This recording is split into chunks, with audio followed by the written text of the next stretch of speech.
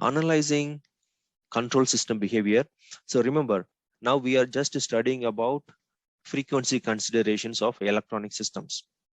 But when we talk about control systems is one of the very, very important topic.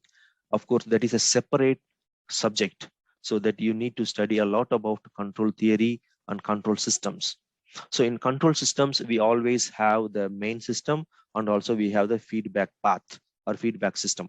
And we are taking part of the output and then feeding back to the input via feedback loop or feedback system.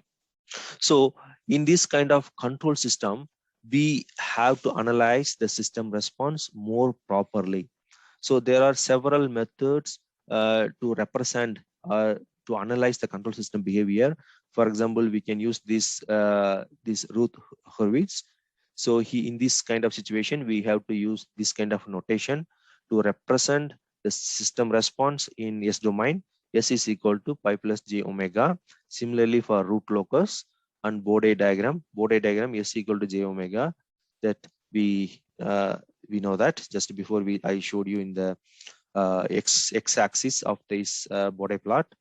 And Nyquist plot is also following the same method, and Nichols plot is also following same method in the x-axis and the time domain analysis. There are several methods to analyze the control system behavior. But anyway, since our focus is only about the electronic systems and its frequency considerations in a simple way, so we will just focusing on only that part. And also this frequency consideration is just one small part of your syllabus. So let us take an example: linear time invariant system. Linear time invariant system behavior. So we call this as a LTI, linear time invariant. So I am applying the input R of t is equal to A times sine omega t. A is the peak value of the peak value of the magnitude of the input signal. This is the input side. And the output. So output we can represent by y of t in this example. So y of t is equal to B times sine omega t plus pi. So now do you understand this mathematical representation? So this is the sinusoidal signal. I am representing like this, A times sine omega t. So this omega is representing the frequency of the applied input signal. A is the magnitude of the applied input signal. Here the B is the magnitude of the output signal, and the omega is the frequency of the output signal, and the phase got changed. Maybe it got plus 90 degree or plus 180 degree or minus 180 degree. You remember operational amplifier. We have studied about operational amplifier, especially inverting operational amplifier. This pi can be any value. So what is the transfer function here now? Output magnitude divided by input magnitude. That is the magnitude of the, or that is the transfer function or the gain of this system, LTI system. So B divided by A, and the phase angle is equal to pi. So this is how we are representing mathematically any system input response and output response. This is just one simple example. So we can represent the same system in time domain into frequency domain. Frequency domain, we use the variable called S. S means sequential domain, or simply we can call as a frequency domain. Okay, so here this is the original system, capital G of S, and I'm applying the input R of t, and I'm getting the output Y of t.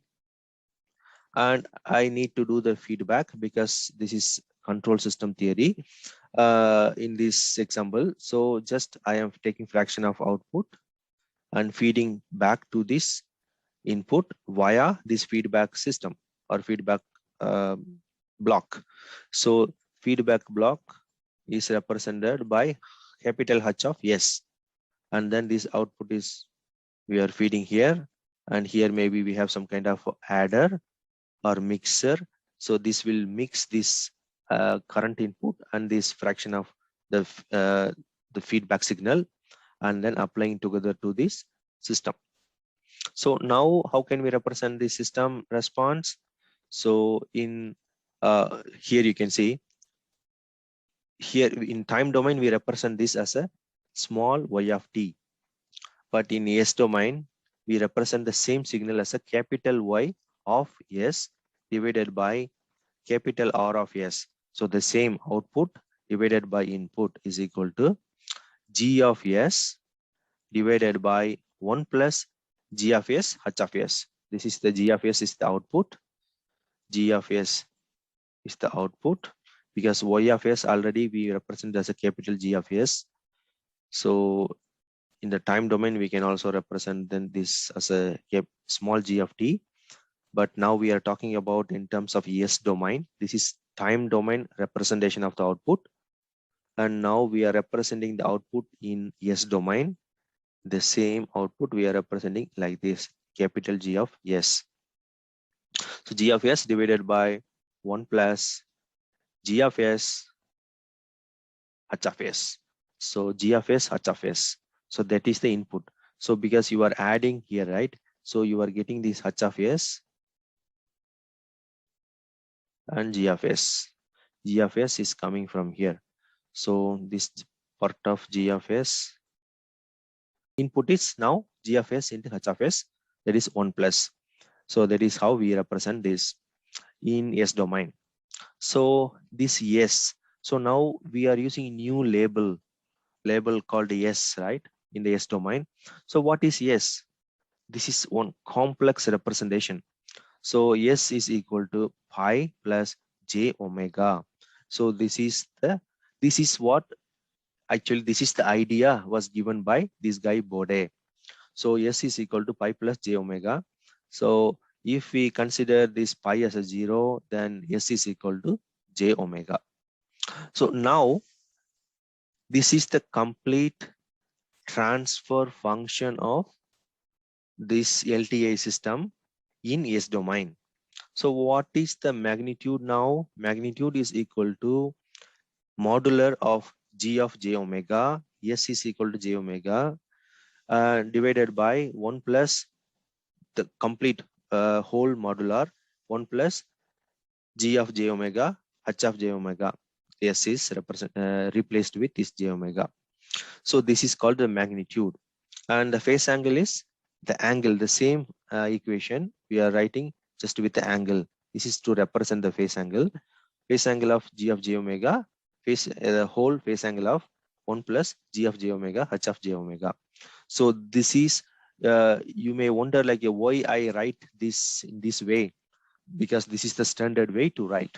So you simply write the signals, input signal and output signal in time domain like this.